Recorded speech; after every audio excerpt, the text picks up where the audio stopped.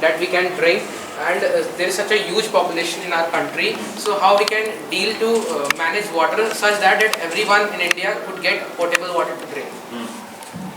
That's actually a really good question. And yeah, for example, like we studied in Chennai, and there, I think a few years ago there was like this day zero where there was all the reservoirs were kind of empty and there was water scarcity. And my study is in Coimbatore, also in Tamil Nadu, and there they have similar. Like during monsoon it's kind of okay, but then in the drought months it's really scarce. And what we found is that a lot of like pre-colonial and pre-industrial times there were techniques of farmers and the people to do very sustainably with water. So they don't take more water from the earth than they consume.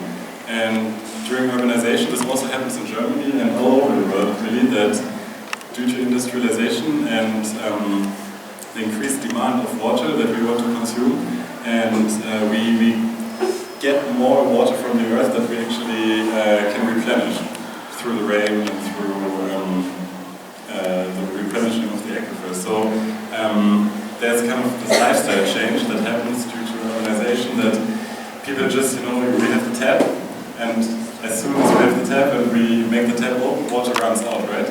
But nobody really cares about where this water is coming from, or how scarce this resource actually is, or how much work we need to put in to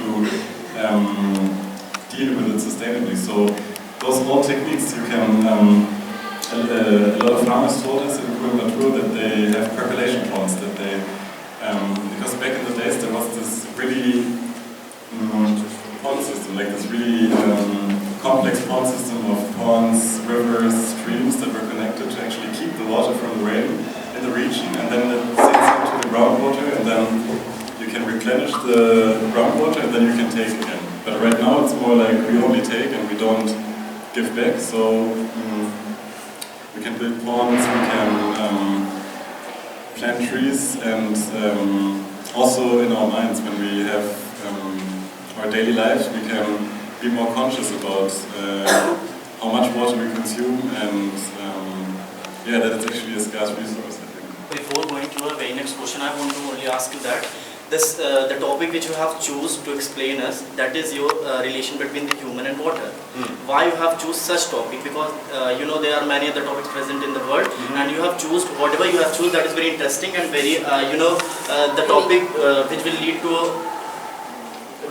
very interesting and which is very important for in today's generation and today's life, because there is too much scarcity of water we are seeing in the world. So can you please tell us that what key features attracted you to choose such topics? I think water is just one example of like how humans deal with nature in whole. Like it's not just about water; it's about air and air pollution, and it's about other resources like coal and biodiversity. And basically, water is just one little part of nature and how humans deal with nature. And when you understand kind of the dynamics that are behind our relationship with water, you can understand how humans deal with nature as a whole, which is very, extractive, and we take more than we actually give back. And water is a really good example of how humans in whole deal with nature. And yeah, exactly, I think as you told, water is, we all need water, and it's so important. But in our daily lives, we just take it for granted. Sir, I wanted to ask you that, according to your research, you said that water is efficient in industrialization and urbanization. Would the farming activities would be affected by this? As we know that India, farming is the primary activity, as most of the people are dependent on the farming, and after this the farmer would be affected by this, because major source of income for the farmers is farming. Yeah, actually that's really good question, and yes, farming is affected really greatly by urbanization and city growth, but also by the water scarcity, which actually goes hand in hand. So with urbanization and the expansion of cities, also industry expands, but also using humans. And because it's really hard to install sewage treatment plant everywhere, there's a lot of water pollution happening, which affects the farmers. And people told us that they dig the well and then the water is actually polluted by cities, which is so there's like this interaction between core cities and actually some really far away areas and farms who are affected by the pollution of the cities. But also, we must say that in Tamil Nadu there's free electricity for irrigation, for farming, and because there's free electricity, a lot of people just pump a lot of water to irrigate their farms. And this also leads to water scarcity, and so people need to dig deep for wells, and so it's both. But the primary issue for farmers is the impact of cities and urbanization. But on the other hand side, at least in the periphery of cities, the land prices also go up a lot. And if farmers sell their land, they actually get rich. And so those farmers who actually want to sell their land, they're so concerned with the pollution because they can achieve a better life after selling their land. But for the farmers who are actually connected to the land and want to stay in farming and who love farming, they are actually pretty badly affected now. How do you compare Germany and my country, India, in terms of water? Good question. About what? Water bill. How do you compare Germany and this? And India. I would say Germany in total is a quite water-rich country. So we have a lot of rain, maybe too much rain. It rains a lot, it's really depressing when you're there. The weather is really bad. But we have a lot of rain, so that's really good. And also a lot of rivers. And the water consumption in Germany is quite institutionalized, so there's a lot of rules, regulations, and authorities who deal with the water. So also for farming, it's really regulated. But still, the problems are the same. So we will have water scarcity, especially in the tropics of Berlin. And we use in agriculture in Germany, we use way too many fertilizers. So that's the main in Germany, that you have a lot of fertilizers and then it rains, and then the fertilizers seep into the ground and seep into the rivers, and then they get nutrients. So there's too many nutrients in the water, and then the whole water system kind of collapses. And that's a huge problem in Germany. And I think similar issues are there, yeah. But I would say the difference is more like Germany, everything is really, really organized, but still we have some problems. So, as you are doing research in such topic, I'm pretty sure you got to know about a particular society where those society are not able to reach such ideas. Do you have any plans to reach such society? Because as I have understood this research, only some well-educated society will not get to know about this idea. So my focus is on Coimbatore in Tamil Nadu, and yes, like a lot of people told us that an issue is awareness and to implement all those techniques. But even in Germany, we know all those things and we still have the problems. So it really needs to reach everybody, kind of their minds, to then act also more sustainably towards the water and resource and nature.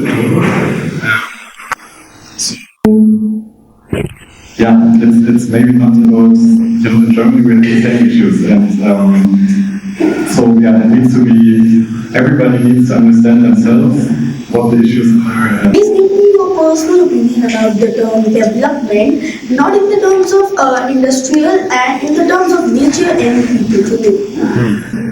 That's a really good question. I would say the term development is actually quite contentious, and there are a lot of meanings to development. And there's an old idea that there's one development goal, right? That every society needs to develop according to one goal. And that's not the standard approach. So now I would say I mean, most development per se is happening towards industrialization, towards urbanization, and that's a global trend, right? Like cities are expanding everywhere. In Germany, they're growing. In India, they're growing. In South America, they're growing, and industry is growing, and everything is kind of very, very focused on economic development. And but yeah, I mean, sustainability has economic, social, and ecological nature, right? So what the United Nations are also promoting is sustainable development, which is kind of having a balance between economic development, social development, and ecological nature development. But it's really hard to achieve because industries are growing and people are earning money, which is really, really good. But on the same time, the ecology, the nature is kind of impacted by pollution.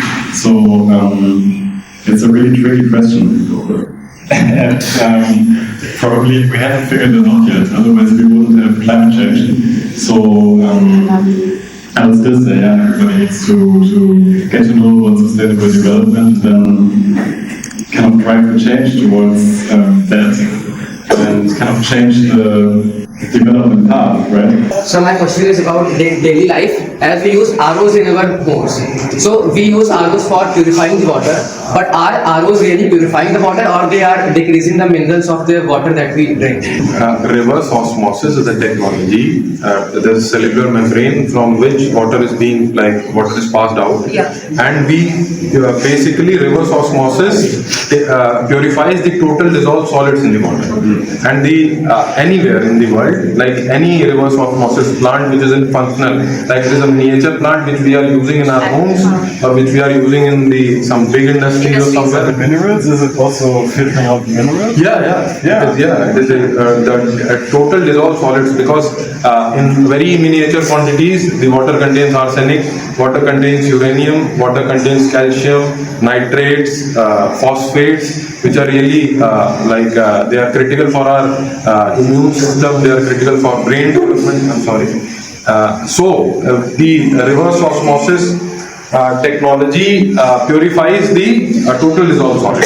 But most of the functional plants, they don't know the standard. Even the ROs which we are having in our homes, they purify water up to 70. So the water is basically H2O, and it doesn't have those minerals which are critical for brain development and other things which we used to get from the water.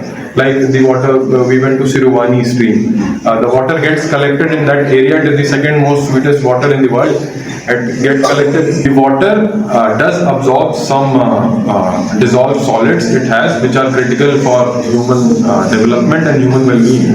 So reverse osmosis currently it is not feasible, and it short reverse osmosis plants which we are using in our homes, they are really inefficient. They are not good for our body, and they are also very water intensive. I want to ask you, as you know, India's population is growing rapidly. So do you think there will ever come a time when we will use saline water for our daily life? No.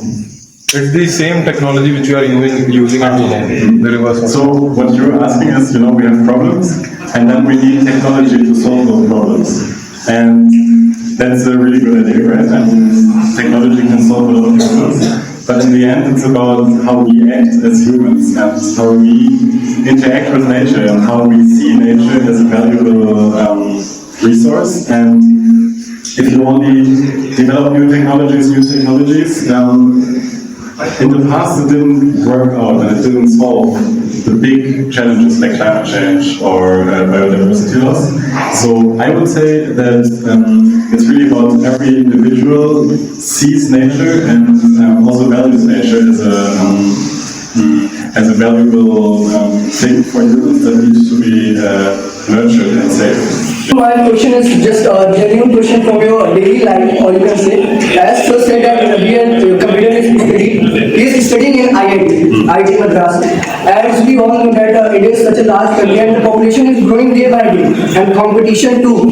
And in India, there are many students whose dreams are to become an IIT. But I just want to know how do you overcome the pressure coming from the society, from your parents, from your situations which you have. So I will be very grateful to answer your question. I think you need to answer. Yeah. Because luckily in Germany there's also competition for universities, so it's nothing like here. That he got into IIT, he's so smart that he got into IIT, so he tells you about it. Yeah, just don't think about it, what people are saying. Just do what you are supposed to do. Mr. Jamat said earlier, he was talking about sustainable life. And in that, he used two terms. First was economic development, and second was, I think so, he was talking about portable waters and article about that, as Saudi Arabia has a lot of. They are bringing a large portion of glaciers to their country to make artificial rivers, to give their people potable water. How do you think it's going to impact the climate change? And the second question is that, like Germany is not so much developed, like we cannot compare India and Germany, it's not a fair comparison from my perspective. I think I wanted to ask how Germany developed so fast from ruins to resilience after the World War II. Yeah, sure. Very good question. I don't know the exact legal credentials, but I can tell you definitely that everything that we do that is on a really large scale, that changes the way natural flows are flowing, there are impacts, and mostly negative impacts. And it's really record, and so there's a lot of water scarcity, and so yeah, as I said, in my opinion, it's very important to actually save the resource. And what's also happening here, like equipment tour, of course the population is growing, and so first they had only one reservoir where the water was coming from. But the population was growing, and now they have three really big reservoirs that pump the water from 40 kilometers far away to the city to consume the water and also the borders and everything. And they're getting deeper, so the whole city is, extracting the water from everywhere without thinking about how we can actually do this in a circular way. Right now it's really linear. We extract and then sometimes it's gone, right? But we need to do it think in a circular way, that we extract, but we also give back. And the second question, I think a lot I'm not a historian. So I don't know the whole detail. But I think after the Second World War, Germany was basically a rubble field. In Germany developed a lot also through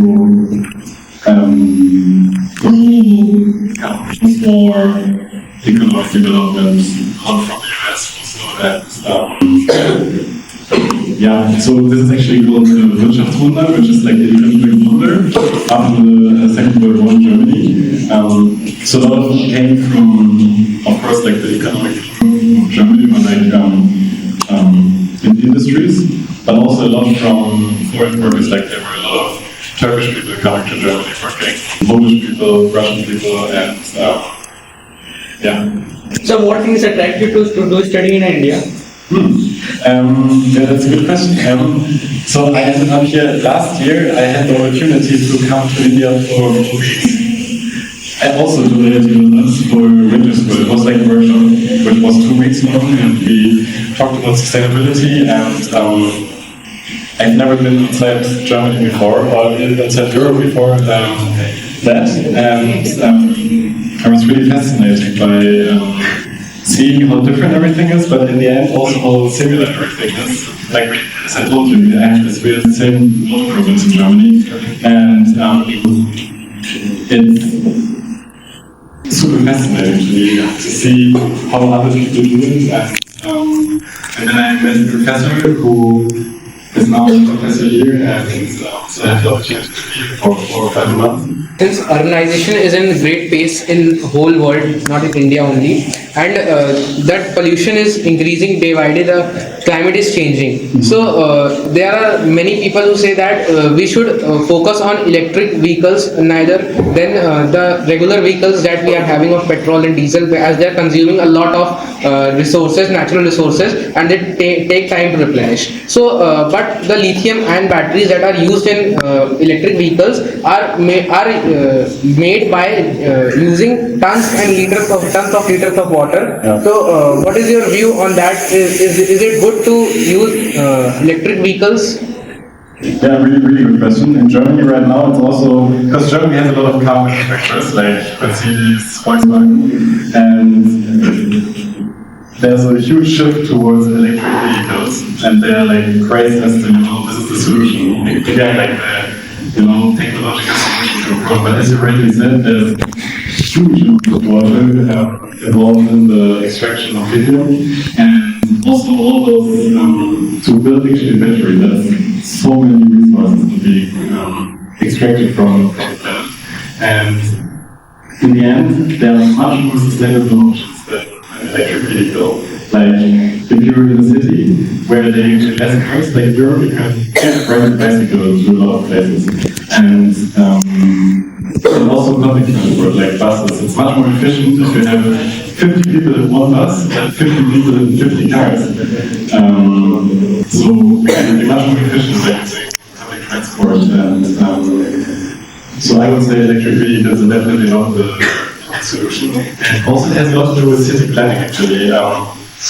If you plan like mixed city where you have a shop here, your workplace here, and you live here, you don't need to travel so many distances actually. So if like the cities are also designed smartly, you can reduce the traffic as a whole, and so you don't need so many vehicles. And then if you need a vehicle, you should. About your personal opinion, which education is better, Germany education or Indian education? Good question. So I need to admit, at IIT I didn't take any courses. I just write my thesis, but I still have maybe a bit of an overview. I mean, IIT is the same level as German university, and professors I met are really nice. Even though I think there's a different culture of studying, maybe like here it's very intense. Like you study really hard and really looking for today, and like you're really motivated to study. Germany sometimes the conclusions is yeah, maybe most universities caused by many reasons, but in this era, industrialization, this is a major reason I think for the pollution, for the polluting of our river bodies, which are major source for our drinking water. So such kind of developments has to be continued in future. What's your perspective on this? Yeah, that's true. Like for river pollution, industrial effluents are really a problem, but also domestic, like household waste actually. In Coimbatore, there's the Moya River flow. And most pollution in the air is actually by households because there's sufficient sewage. So, but it's also really hard to restore and regenerate such a big river. In Coimbatore, there's a lot of action happening actually by the people and by NGOs. Civil people to clean up the ponds, clean up the lakes, and regenerate them in a sustainable way. So they are actually, the whole water system is working again, and they restore more than 20 lakes in one lake. It's really a huge effort. And also lakes that dried up, they made after 20 years water flowing. So there's actually a lot of potential to do it. And if you implement those technologies and practices that replenish the groundwater, actually most areas can have good groundwater levels. You just need to make the water stay on the ground of the land. And the problem is with like rivers, they are really big. And upstream affects lower stream. So it's all like one system. So if you want to restore a river, it's a huge project that it's really hard to tackle on the city level, state level, funding, but also project coordination to do it. So that's the main issue that, yeah. Also, like the project is huge, but also again the individual. What can you suggest that how do we reduce such kind of activities? Yeah. Because if we can say that every country is focusing on the development, industrialization development, and if this is causing such kind of harmful things, affecting us the harmful things, then is this true? Is this right for us or not? Yeah, I mean, it's always in the study we saw that if there's industrial development or real estate development, it's always at the cost of nature and technology. And so there needs to be a way, kind of a middle way that promotes both, like economic development through industrialization, but also at the same time you cannot develop economically at the cost of nature, right? Because then we have, in the long term, that's what climate change is all about. Like, we developed so much in Europe and the US that we pollute